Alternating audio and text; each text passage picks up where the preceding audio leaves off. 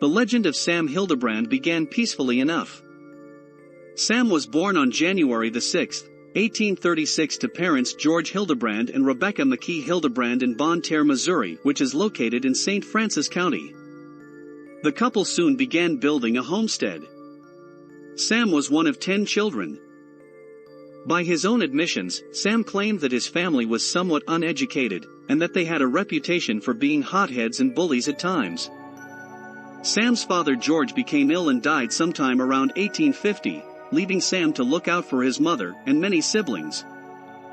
As the Civil War loomed near, tension in this part of Missouri had become increasingly volatile. 40% of the people in the area sided with the South's views, or what was called the Confederacy, while 60% of the area's population, in particular the views of the immigrant population, sided with the views of the North, or what was called the Union Army. Sam didn't really know much or even care that much about politics, but whether he liked it or not, things were about to take a dark turn for him and his family, and events would soon bring him into it, whether he liked it or not. In August of 1861, a man named Allen Roan was accused of horse theft.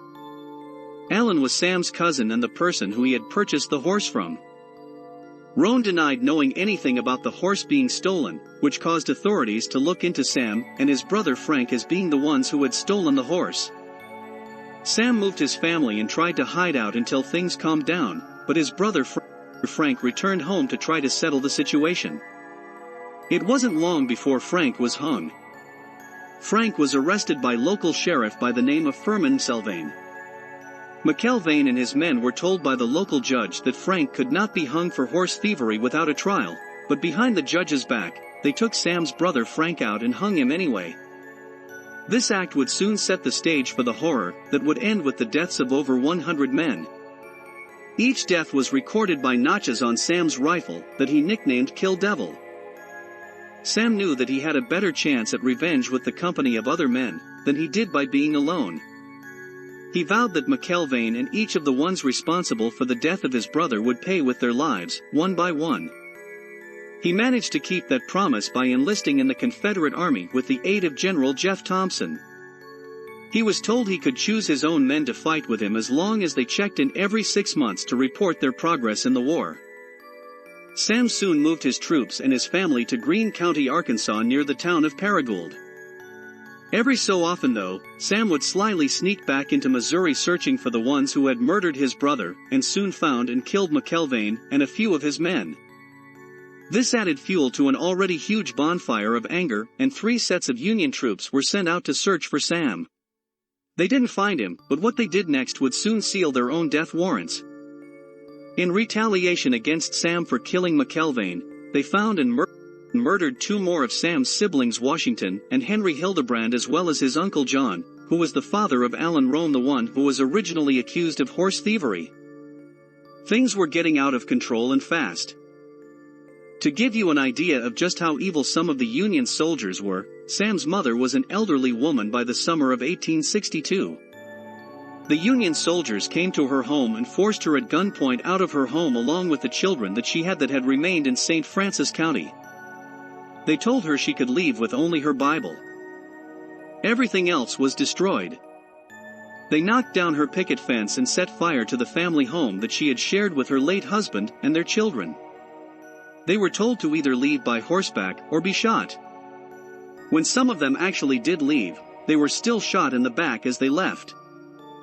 Needless to say, this would only make Sam even angrier.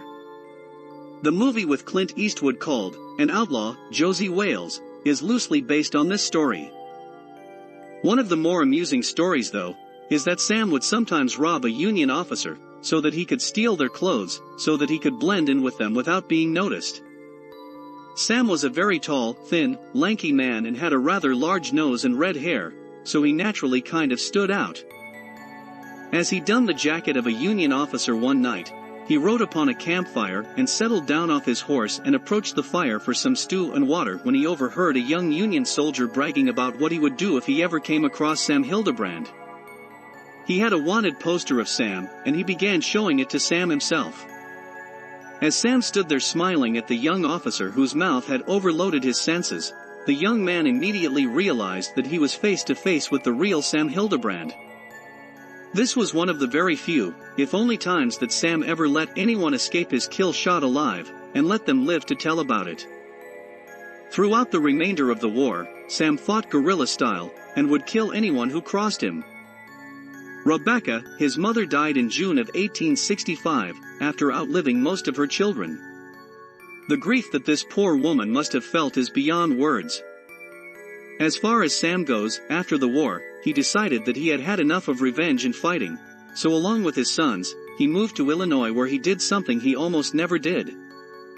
1. He went in to drink at a local bar, and become somewhat intoxicated, and the other thing he never did was sit with his back to a window.